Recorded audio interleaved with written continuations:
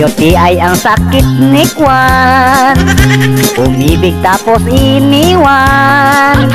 Akala niya kasi seryoso na si G, iyon pala'y nagkalitsi-litsi. Lumalala sakit ni Kwan, matuwad-tuwad sa daan. Ito kasing si G ay gandang lalaki, si Kwan naman pala'y nagpadali. UTI, si Kwan ay bumigay, naturo tuloy kanyang lagay. Nang dahil lang kay G, si Kwan dispirada, nawasak na raw ang pintuan niya. Si Kwan pumunta sa banyo, hinanap niyang albularyo.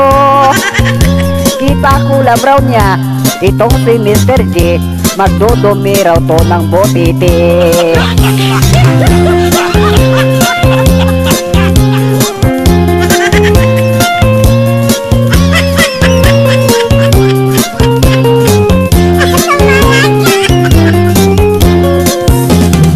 Natauhan, si G napuruan, ang itlog niya ngayon napagtripan.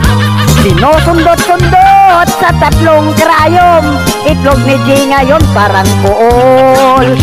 Maghanda-handa na tayo, mga lalaking barako.